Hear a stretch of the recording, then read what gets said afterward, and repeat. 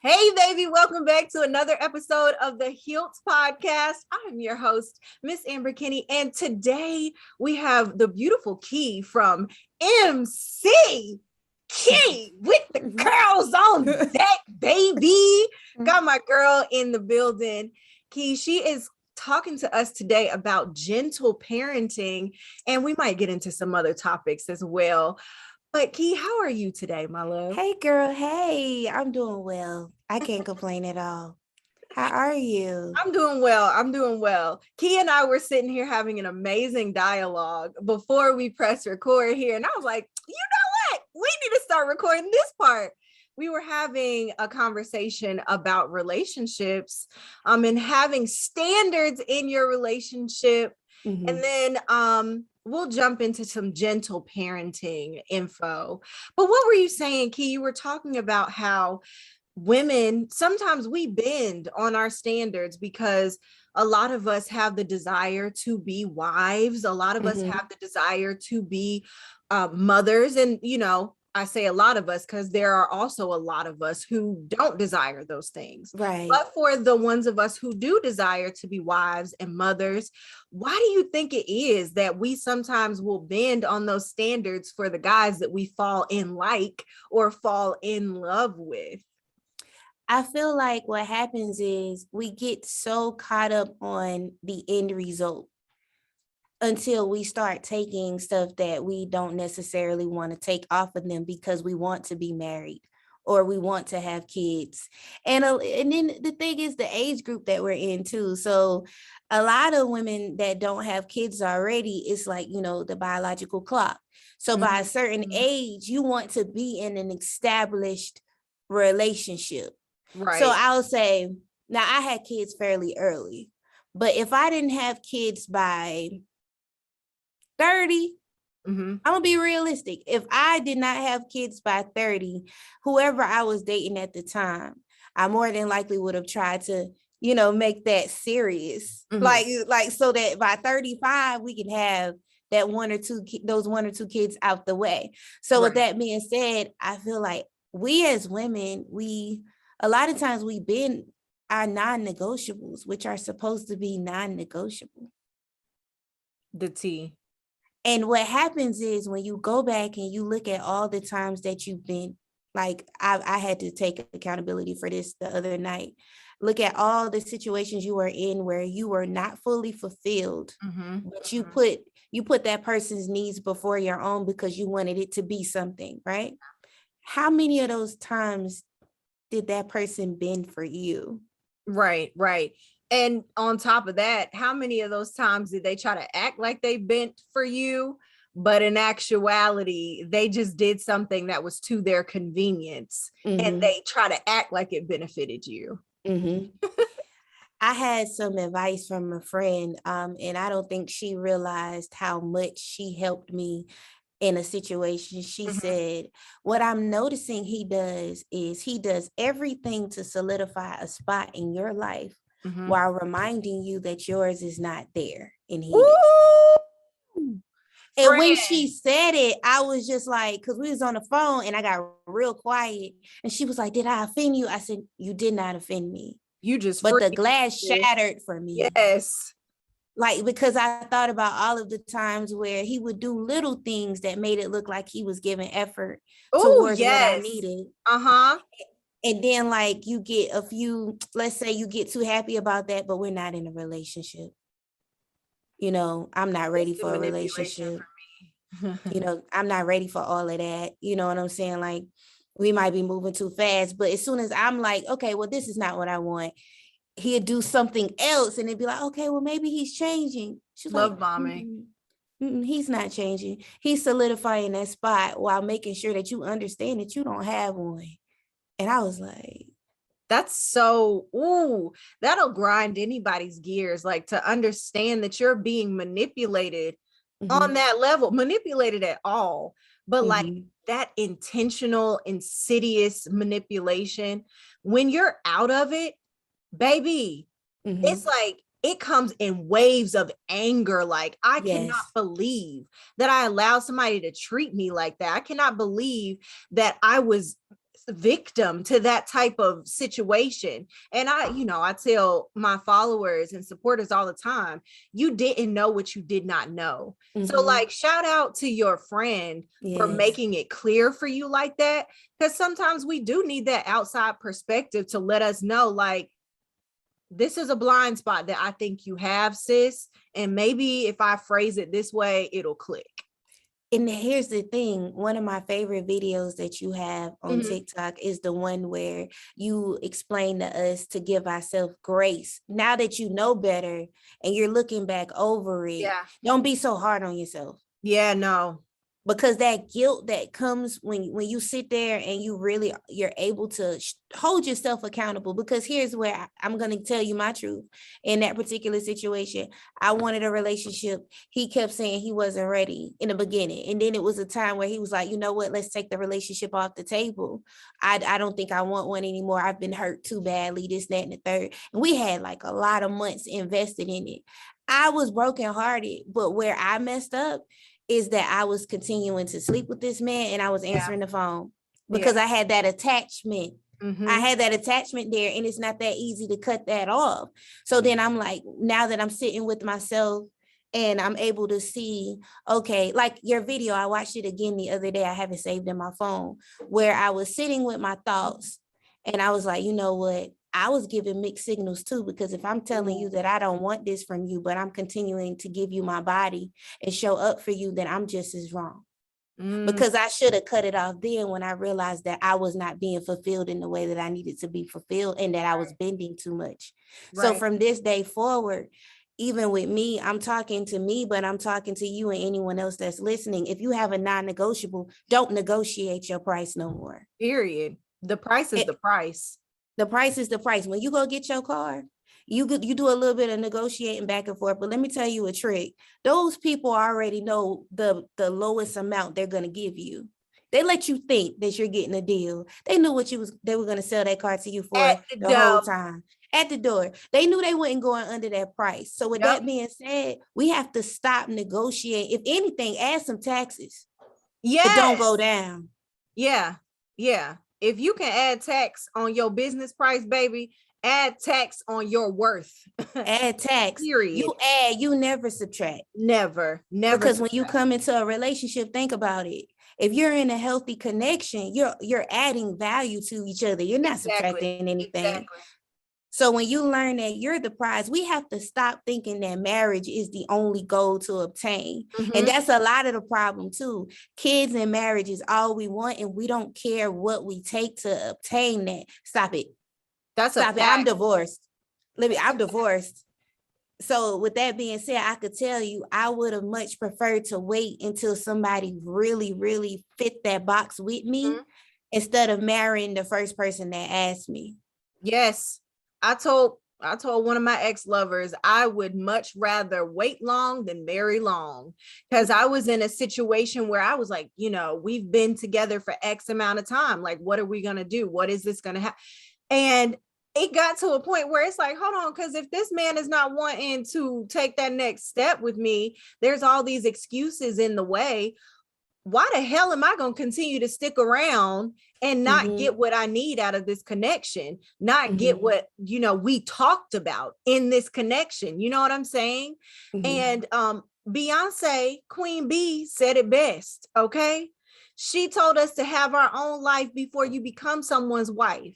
Right. So if you ain't got your life in order, meaning you don't have your finances where you want to have your finances, you haven't started that business that you want to start, you haven't gone on your spiritual awakening journey, whatever it may be for you in particular, if you haven't cleared those aspects of your life, if those aspects of your life are not fulfilled, then fulfill those. And I promise you, the type of partner that is going to appreciate those aspects of you, they'll come along. They gonna come along while you doing what you gonna be volunteering at a shelter for Christmas or something. And there go your husband. There go your wife walking in the door right there. And so, I think what you just said is just so important. It's such an important part of the puzzle that we need to talk about more often, and not from a jaded lens either. Right. Right. Excuse me. That's okay. Your tree is gorgeous, by the way. It's so Thank cute. you. Thank you. But yeah, like we have to, because like I said, I never talk about my ex-husband in a negative light. It's one of those things where, like I said on the episode that I had you on, we were just young and we didn't know each other. We didn't know ourselves yet. So we made that jump and that leap and didn't really know ourselves as individuals. So then when the marriage, when I started growing into myself, I realized I was like, because I hate to say this, but sometimes relationships are just great as boyfriend and girlfriend, but they're not marriage. You shouldn't go up on the ladder. Like some people make good wives and good husbands, but the marriage component, because people don't understand that marriage is a business agreement. It's more than just I love you. Like your finances come together, your credit comes together, like all this other stuff that you don't think about when you're younger.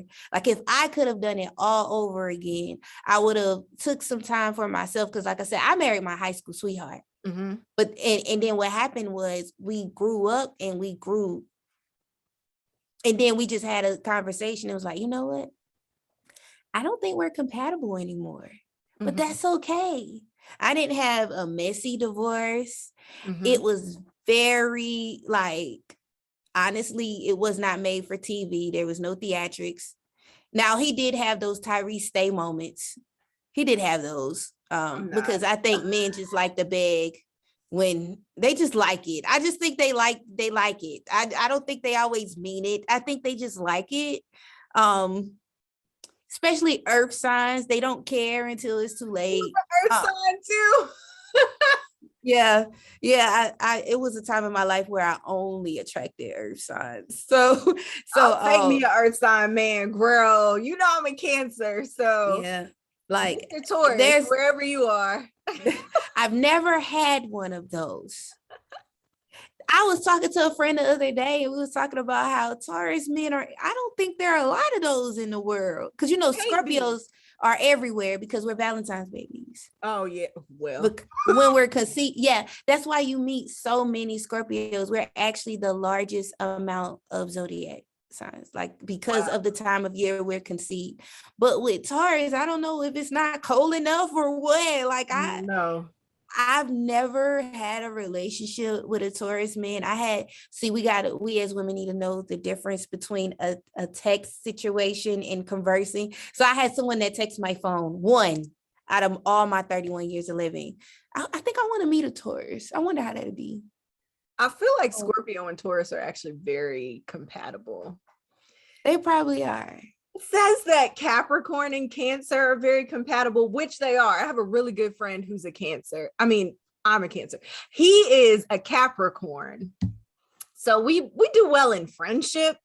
I don't know about relationship though. I don't know about a Capricorn man in a relationship. I have a little experience with the Capricorn, and it's actually, it reminds me of the Virgo experiences that I've had. And they always end with the Tyrese, what more do you want from me? But they don't care in the beginning. They don't care until like your foot. Now you're not halfway out the door. Like it's like you're locking the door. So like you walked out the door and you're locking it, and then they start, what more do you want? Actually, he is a Capricorn. Tyrese is a Capricorn. Remember on Signs of Lovemaking? He's a Capricorn. It makes so much sense. My song, though. Now it all makes sense. Congratulations. It all makes sense. It's all relevant. Yes. Well, you know what? Shout out to Tyrese. It's becoming full circle like that. But we wanted to talk a little bit more, or we wanted to talk just period about gentle parenting, because when I was on your podcast that time, you said something that stuck out. You said that you do not want your children to have to heal from you being their mother. And I just thought that was so profound. we're the generation that we're breaking these generational curses, period, point blank. But I want you to expound on that. Tell us more about what you mean when you say you don't want your babies to have to heal from you being their mother. I've taken like extra steps because like I realized when I was growing up as a child, I did not respect my mother. I feared her. And a lot of people do not know the difference between respect and fear. Yeah. And I feared her. And also there was like I will be honest, because of the fact that I feared her, there were times where I probably could have communicated things to her, but I was too afraid to do so. So the first time I got molested, I was about 6 years old. Wow. I did not tell my mother until I was 23. Wow. The next time it happened, I was about 10 years old. I told her the whole conversation at 23. Now, one thing I can tell you about my mom that I always loved about her was that if it was somewhere that I did not feel comfortable, it did not matter if it was in the middle of the night. If I called my mom, we didn't have cell phones back then. So I would sneak on, I'm at your house on your landline to whispering, I don't want to be here. So if I called my mom and I asked her to come get me, she always came, but she never asked me any questions. If I ever told my mother that I did not want to go somewhere, she never asked me why. She would just say she doesn't have to go. It didn't even matter if it was my father. If I did not want to go, I did not have to go, and I didn't have to give her a reason. But because we didn't have that communication where I felt comfortable, my mother just found out in the last 10 years I was bullied in school. I never told her that. It was so bad until like I would make myself vomit so I did not have to go to school. And she would take me to doctors trying to figure out what's wrong with me because I would be faking sick because I didn't want to go to school and I didn't want to tell her. So with that being said, like my kids, they get mental health days. So like I have this thing where if you don't want to go to school, don't act like you sick. Just tell me you don't want to go.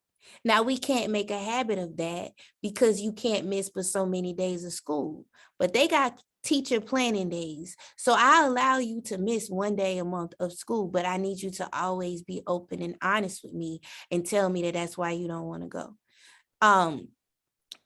When I remember telling my mother when I was older about the molestation, and I remember her saying, I wish you would have came to me earlier, but I understand why you didn't.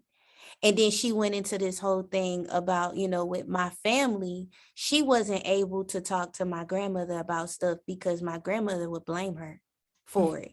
Like if something happened to her, she couldn't talk to her because she would be like, oh, well, if you didn't wear this or if you didn't do that, then maybe he wouldn't. So she said it hurt her feelings that I didn't come to her. And I had to tell her, it was never that I thought you was going to blame me, but I didn't talk to you about anything. Because I tell people all the time, I'm 31 years old. This is the closest I've ever been to my mother. We've always had a toxic relationship because I look just like my dad and my dad didn't do her right. But my father died. Yeah. And I realized when my father died, my father had never told me he loved me. And I was 25 years old when my dad died. Never said he loved me. My mother's told me she loved me. I know for a fact 3 times, and I can tell you when the times happened. She told me when my dad died. She told me on my birthday last year, I flew on a plane for the first time and I thought I was going to die. And I said I loved her and she said it back, but I could tell it was weird for her because she didn't understand why I was saying that. And then she told me one time when I was a child. Now she could have told me more than those 3 occasions, but I remember those occasions. And so what helped me with my parenting was I read the book, The 5 Love Languages for Children. And And that's when I realized that I have a son and I have a daughter, and the way that they speak love and like love, some people, your kids could be a lot similar. My kids are totally different. My son, he needs physical touch, which was hard for me because I wasn't hugged as a child. Hard for me because I wasn't one of those people. Like my best friend, she's about to be 30 soon. When she sees her mom, she sits in her lap and they have like this thing. I'm not used to that. Like I remember the first time my best friend hugged me and told me she loved me, I asked her, was she about to die? And like she looked at me and was like, it was one of those moments where she was trying to figure out if I was joking. And I started crying. Are you about to die? Like, why are you hugging me? Mm-hmm. And she was like, you act like a person that wasn't hugged as a child. And I said, I wasn't. And that's when her mouth dropped, because she was like, I wouldn't have said that if I knew, but I wasn't.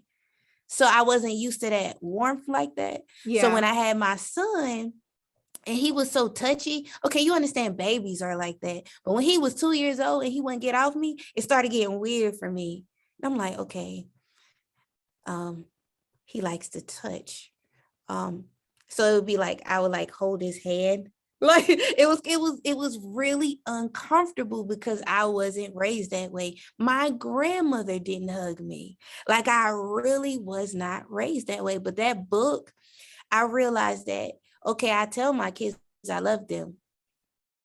But if I'm not speaking it in their love language, because I had a hard conversation with my mom recently, and I said, I never thought you loved me because you didn't spend time with me.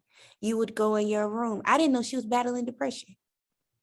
So she was isolating herself, and you putting me in a room by myself, but my love language is quality time.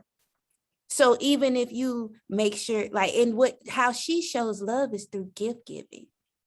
So I always got the best of everything. Right.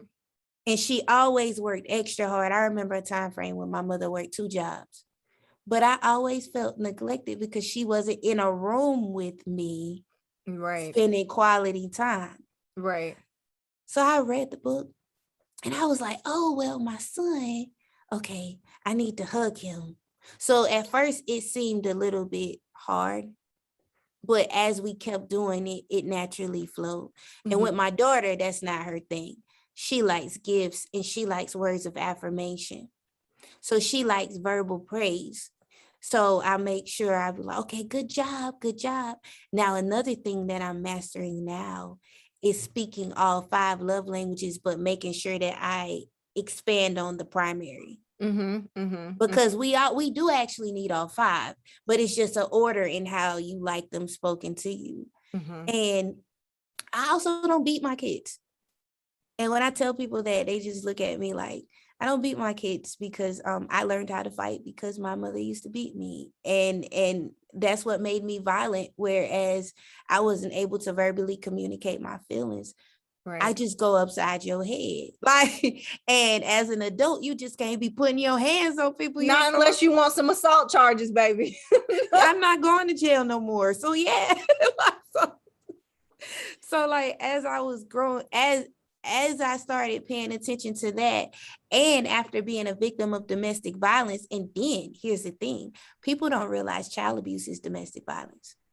Oh, absolutely. Because first of all, domestic means in the house. In the home. It doesn't actually mean, people automatically think it's an intimate relationship. If me and you are cohabitating in the same home and we go upside each other's head, that's domestic violence. Yeah.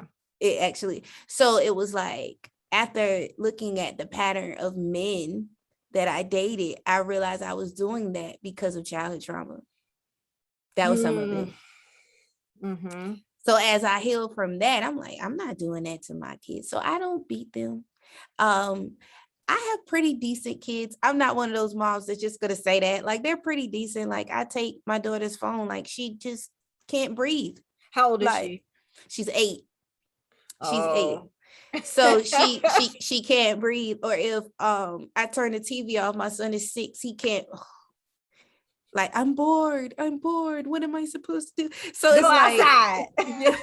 Like, these kids are not the same as we were. Like, no. They weren't. But that book, if you haven't read that book and you're a parent, or if you haven't read that book and you plan on parenting kids, I advise that you do, because it changed my life. It changed my life. How do you handle conflict between the babies?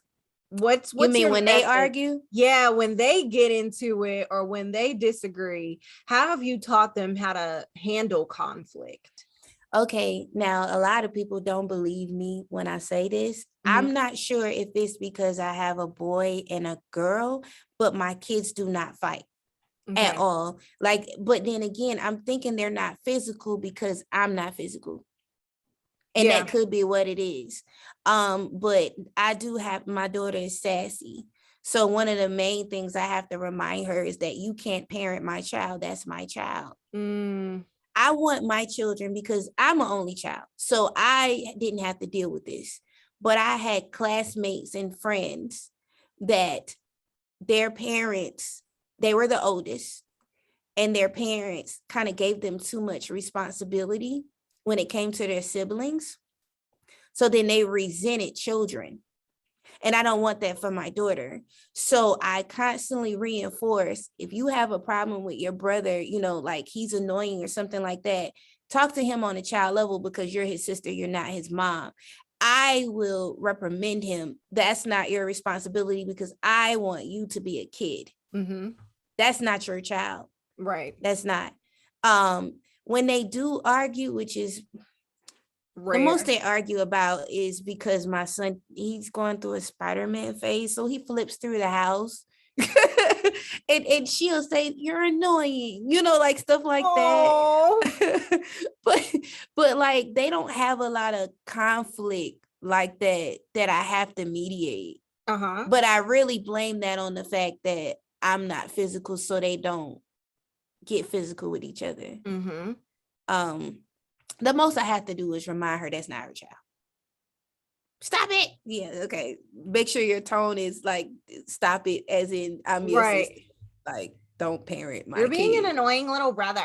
Yeah, I could deal with that. I just don't want you to be his mom. I want you to be his sister. I can deal with that, you know. And I also, I talk to both of them about their vocabulary.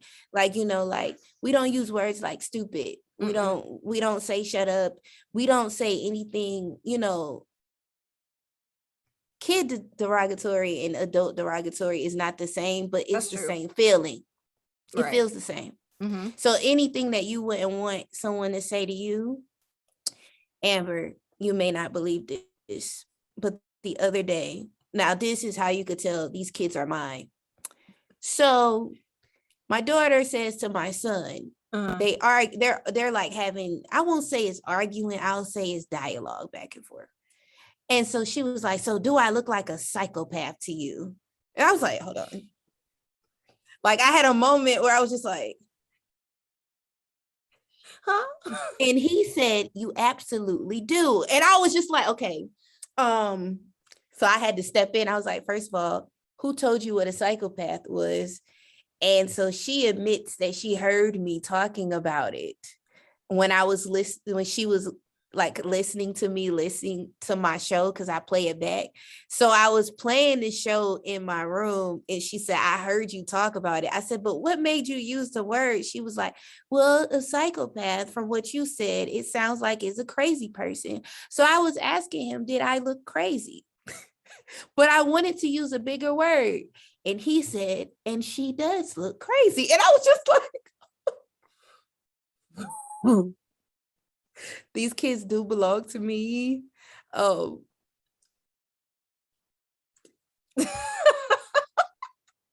Because I text my mom, was like, "Where did they come from?" She was like, "You." And I'm like, oh.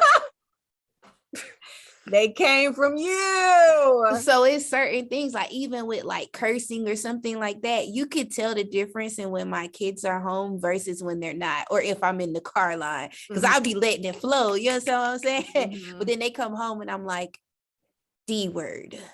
Yeah. What the hockey stick?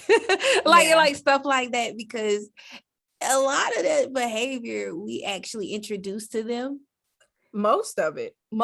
Now, me cussing, my mother didn't introduce that to me, like, at all. Like, I didn't come from that. Like, You she picked did that hit up me. at school. Yeah, I really did. Just one day in 5th grade, you started cussing and never went back.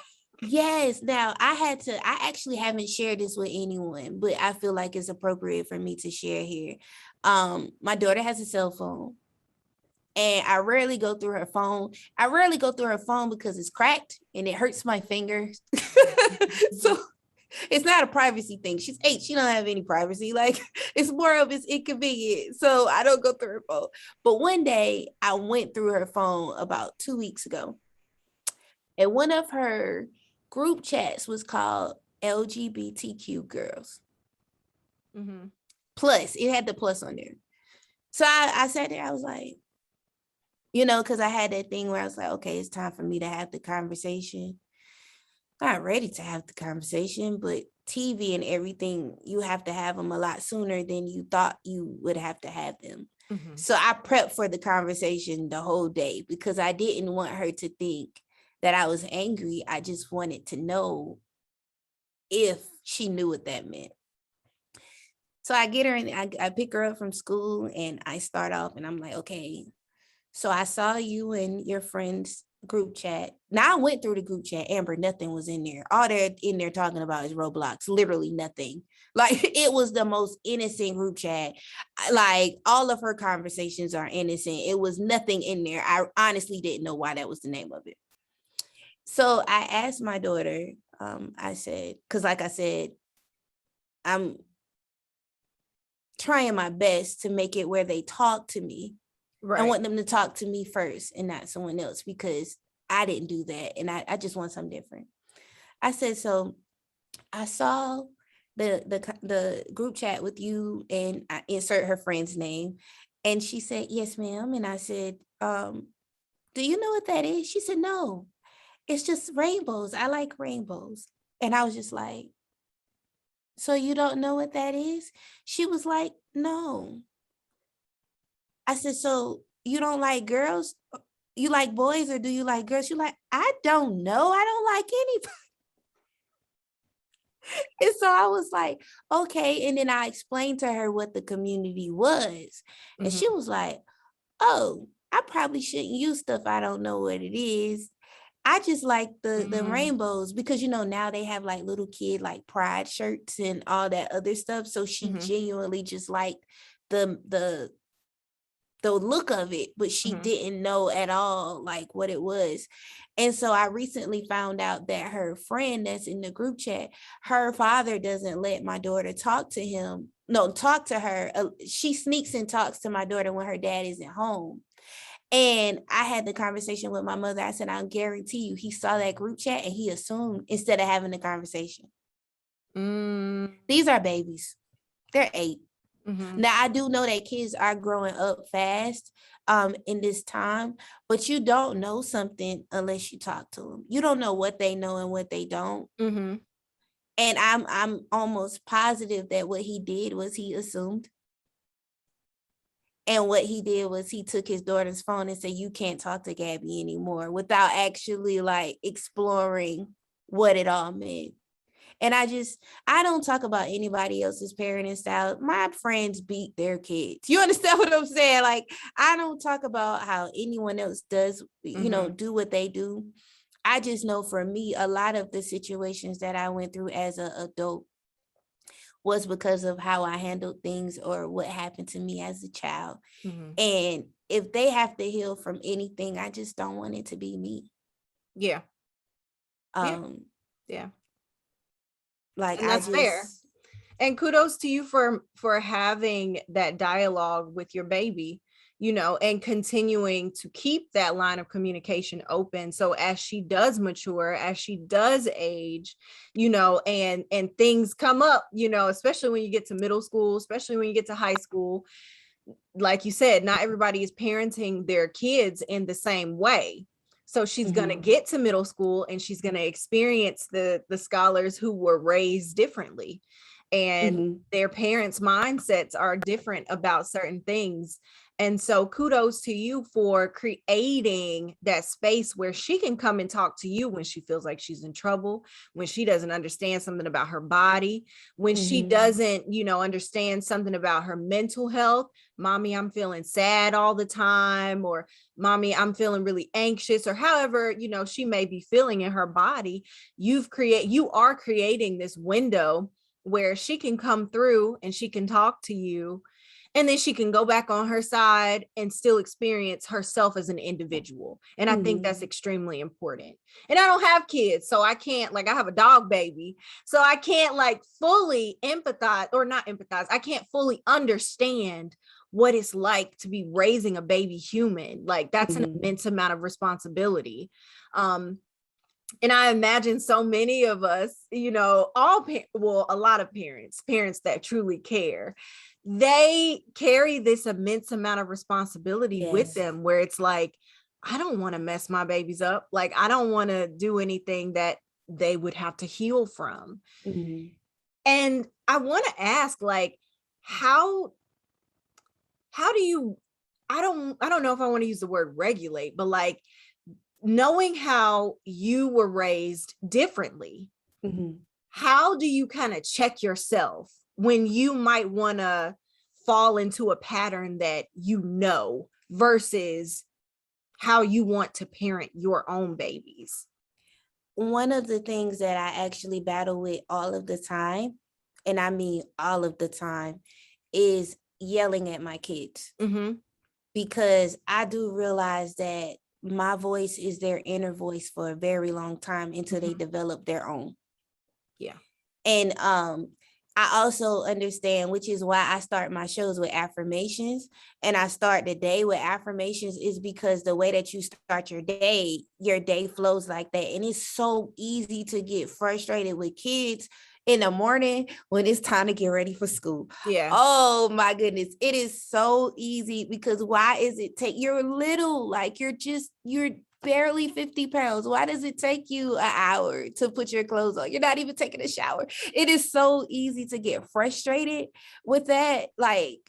And those are the, and I sound like this. I have a very I don't have a lot of bass in my voice.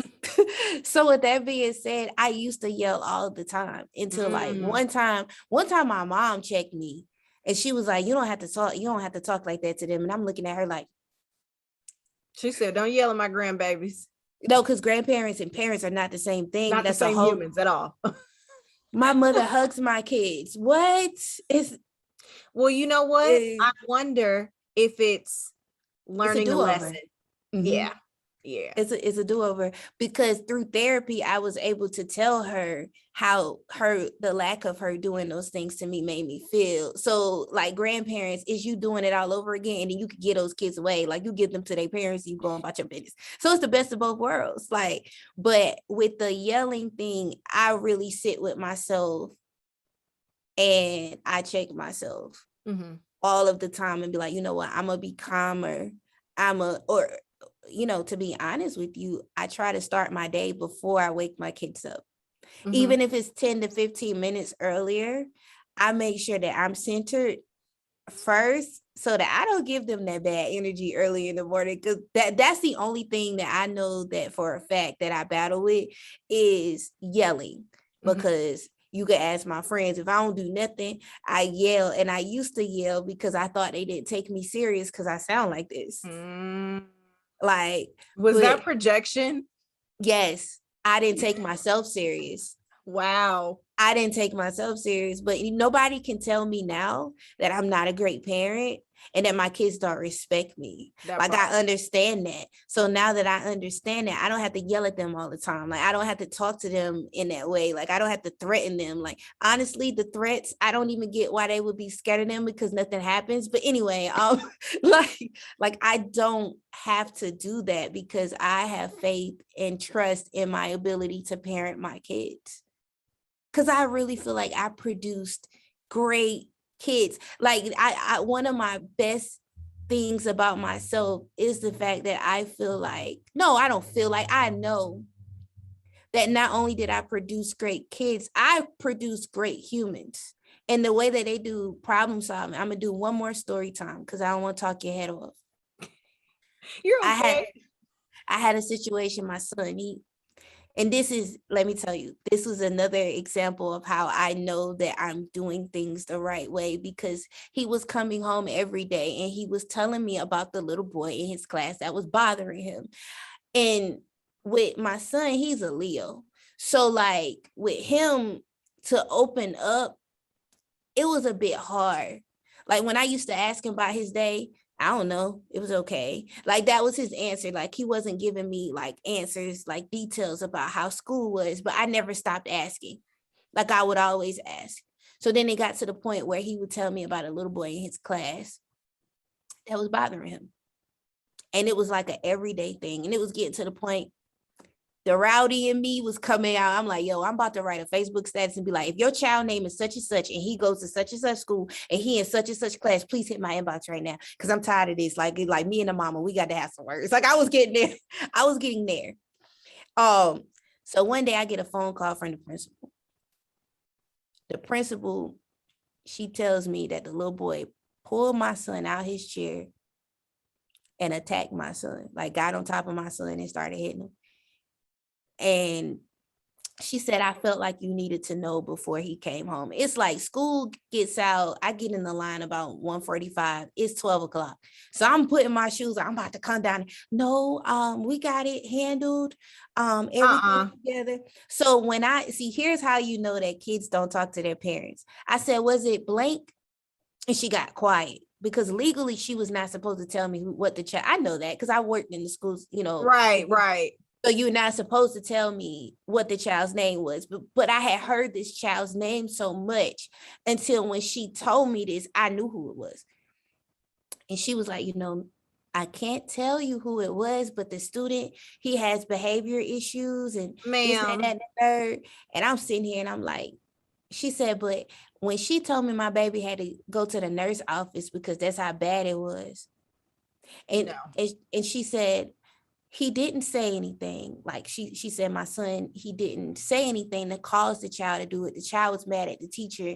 He was right there. He just kind of took it out. Oh, no. I was just sitting there and I held it together on the phone. But when I got out that phone, I called my mama and I cried.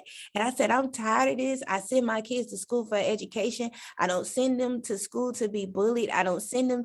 I said, it's to the point, if I have to homeschool my child, I will do what I have to do because he's not, I don't want him to get to the point where I was, where you give up on school because you don't feel comfortable. And I just don't want that for him. So I go to pick my child up from school like normal. I act like I don't know anything. I asked him about his day. I said, how was your day? He said, it was terrible. Mommy, blank, he beat me up. I said, what happened? He said, I was sitting there. He got mad because he didn't want to take the quiz. He snatched me out my desk. He started hitting me. He said, I didn't hit him back. So I said, why you didn't hit him back? He said, when he said these words to me, Amber, I didn't know how to feel. But in the moment, I didn't know if I felt proud or what I felt. He said, why would I hit him? What would that solve? And I was like, he said, they keep taking him to the doctor because he angry. My baby is 6. The empathy. Oh, my baby is 6. Okay. And I was sitting there like, he said, they're probably going to take him back to the doctor, you know, and find out was because he be angry, but me hitting him not gonna help that. Like, what does that solve? And I'm just sitting there and I'm driving the car and my eyes watered because he actually had a concept that I hadn't got through my head, that putting my hands on people doesn't solve anything. My 6-year-old actually understood that that's not correct problem solving. And that was because of you. Because I don't use that on them. And I'm just sitting there and I'm like, and I said, but Slate, you just can't have people putting their hands on you like that. He said, you're right. You're right. But I can't be putting my hands on people either. And I'm just like, So I called his dad and I'm like, this happened at school today. I don't know what to think. He said, well, Key, it ain't that he can't fight because we rough play all the time. He genuinely just doesn't feel the need to. And I was like, what? He said, no, we play rough all the time. Like he can defend himself. More than likely, he may snap later if people continue to keep bothering him like that, because everybody has a breaking point. Mm-hmm. He said, but I don't want you to think that he can't defend himself, because he can. I know he can, because as his dad, that's all we do is play fight. And at that moment, like I said, I felt bad, like, because my baby had to go through that. And, I actually tweeted about it. I said, when your child is hurt and you can't do nothing about it, and I'm sitting here and I had that thought, like, the trauma my kids are going through is something that's not me that's putting them through it. So then I'm dealing with that too. But I'm like, the fact that this little human was able to pick up on a concept that a 30-year-old person hasn't picked up on. So at that moment, I knew, I'm like, okay, I did something right. Now, I did have a talk with him about this, because you can't just have people doing that to you. Like, we gotta get some. But at the same time, I was proud of the way that he thinks. Now, an update on that: the little boy doesn't go to the school anymore. He got put out of the school because they were able to, my son hadn't even said anything to him. It wasn't like, it literally was nothing that he did. And then the teacher was able to confirm, he has been saying and doing things to this child all the time. Like, he's been bullying him. So in that case, he got moved to other school. I ain't gonna lie, Amber, like me and the mom, like, I was at the point where she could, I felt convicted, because I had already said, like, yo, if I find out who this mama is, this, that, the third. And then my son was like, what does that sound? I was like, I guess nothing. I can understand that though. Like, and it's interesting. I was going to ask you, how has that been with other, like, parents? Like, if you take your babies on play dates or something, and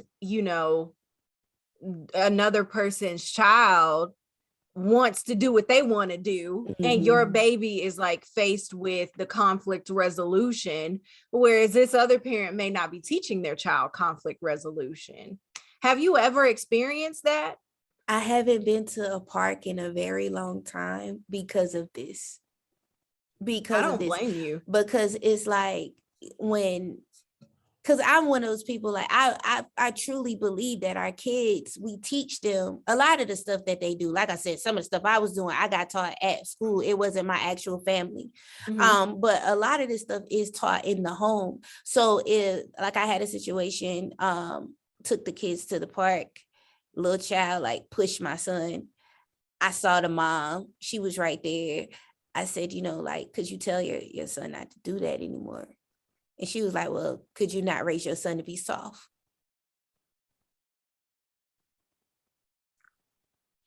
I'm just trying to figure out, like, what part of that was necessary or appropriate to say. It wasn't.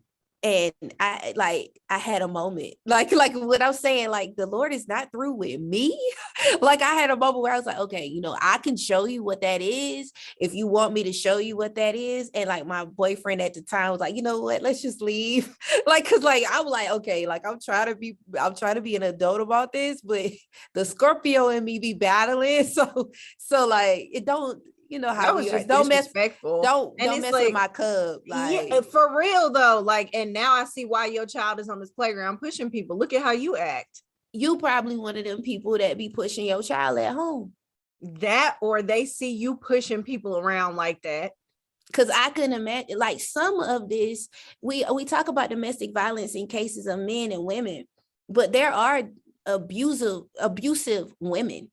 And we don't talk about that a lot. So with that being said, like, when she said that, I'm like, I can imagine her all in somebody's face and her son see that. You know what I'm saying? Like, that's not, he could have just waited his turn. He didn't have to do that. Now, some moms, they overstep and they'll go to your child and be like, don't do that to my son. At least I didn't do that. That's a baby. I didn't do that. I came to you.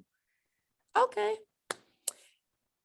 with the pandemic and situations like that, like I haven't really had my kids out and about like that. But I'm also one of those parents, like when we go to like any kind of like fun park or like arcade, I play with them. So I play with them, like they don't really have to play with other kids, but I do worry about that because I hope that I'm not messing up their social skills.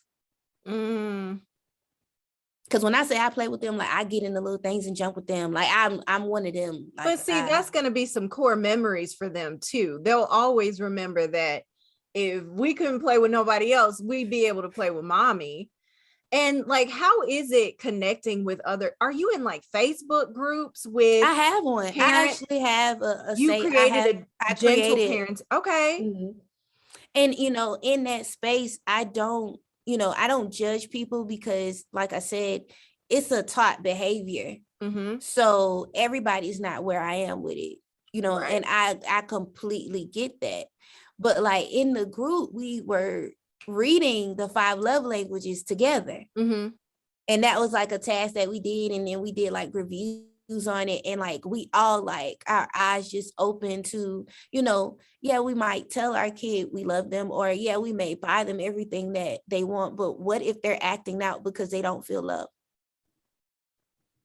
Attention. So they need some attention. Like, they need some attention. Or like how much time do you spend with your child that you're not on your phone? Like, I didn't realize how that looked until my daughter got a phone and she never paid me attention. You want to watch a movie with me? No, mommy, I'm fine. So like with my son, he's more physical touch. He's more interactive than she is. And he'll be like, hey, he's honest because I let them, as long as they're respectful, they can tell me how they feel. Can you put your phone down? Let's watch a movie. Sure. I can put my phone down. Yeah, it's just me and you. Or because I do a lot of things with social media management and stuff like that, I'll be like, let me post this one thing, give me like 5 minutes, and then I'll put it down, and then I won't pick it back up. Let me just finish. Let me just finish, because what I didn't have as a child was communication. Right. And you're teaching them effective communication while you're doing that as well. A lot of us were raised on the principles of do as I say, not as I do, but that's just not realistic at all. Like, that's not how any of that works. When you have children, your children are watching you. Mm-hmm. So I can only imagine like how difficult it must be to walk in that way 24/7, being fully aware of the things that you are showing your babies. But as we wrap up here, tell us what has been the most impactful thing to you about learning gentle parenting and also parenting your babies with a gentle hand. The most impactful thing I would say is the way that they talk to me. Like, it's been times where, you know, they've said things like, I don't really like, okay, my son, for example, he cries a lot, or at least he used to. And I used to yell at him about crying. You a boy, I do not do that mess no more. Okay, you a boy, let that thing out. It don't matter what your gender is. That don't make you soft because you cry. It does not. The only thing is, I just ask him to tell me how he feels. Try to verbalize how you feel. Like, explain to me what's wrong. Do you know why you're crying? And I remember that he had got like some bad grades in school. Now, that does happen also when you're being bullied, because you mentally check out, you know? That's true. You do. And so I was signing his papers, and I was like, I'm so disappointed in you. Like, I asked him, I said, is it that you don't understand the material, or is it that you just don't want to do it? Because it could be either one, you know, like, did you just rush through it, or you don't get it? And he just burst into tears. And I'm talking to him gentle. So I'm like trying not to get frustrated because I didn't understand why he was crying. And I was like, well, why are you crying? Could you please? He kept saying, I don't know. And when he does that, that means he's shutting down. So I'm like, please talk to me. Can you tell me why you're crying? He looked at me and he said, I'm doing the best I can. I just don't understand. I found out then, I started making the phone calls. He has a learning disability. He's not retaining the information. But if I would have kept hollering at him, and if I never would have changed the way that I talked to him, I could have marked that off as him being lazy. I could have marked that off as him not trying. He's trying. He's trying. And that's why we as parents, we have to stop comparing our children, because my daughter is in gifted and talented classes. My daughter started reading at 5. My daughter started talking at 5 months. How I was able to identify my son had a speech impediment was because I raised them the exact same way. And okay, as a mom, you understand your kid. So I could always understand him. But my other family members were saying, something's not right. Like he's not clear. So I identified that he had a speech problem at like 1.5 because I paid that much attention. And I'm like, okay, but I'm so happy that even though he cried through that, I'm happy that I got that out of him, that he was able to tell me, I didn't mean to disappoint you because I tried. I don't get it. And then I'm also in the process of getting him tested for ADHD, because when we do his homework, like a good example would be like when we're doing his sight words, he doesn't read what's there. And you get mad, you be like, you're just saying anything. What happens is his brain done checked out. Yeah. So it's like he can't, after a while, he just can't devote that time anymore. And he's 6. So like we have this is a good time to catch all of that, where he's able to get the help that he needs. Mm-hmm. But if I was parenting how I was parenting a couple of years ago, none of that conversation would have went like that. Wow. I appreciate you so much for sharing that. You just, girl, let me get myself together. You know how I am about the babies. Right. You just freed somebody. You just freed a parent on here who needed to hear that, who maybe is trying to transition into the gentle parenting space and teach their babies things that they didn't learn along the way and didn't have the opportunity to experience themselves, but they want their kids to have a different childhood than they had. So I appreciate you sharing that with us. Key, before we go, tell everybody where they can find your podcast, where they can find you, your website, and all that good stuff. Okay, so you can find My Curl Speak with Key each and every Wednesday, wherever you get your podcast. You can find the podcast Instagram is MCS with Key. You can find me everywhere, like almost everywhere. I have the exact same name. It's The Diary of Key. And the website is My Curl Speak with Key. mycurlspeak.com. And then on the website, all of my social media and my contact information is on there as well. Thank you so much, darling. I appreciate you being here with us. And if you all are not already following the Healed Podcast on Instagram and TikTok, go ahead and follow us on Instagram and TikTok at the Healed Podcast. That's Heal with a T. Also, friends, go ahead and sign up for the Hey Baby community so that you can be notified of all the goodies before everybody else when they drop. Thank y'all so much for tuning in to this episode of the Healed Podcast. And as always, stay awesome and stay healing.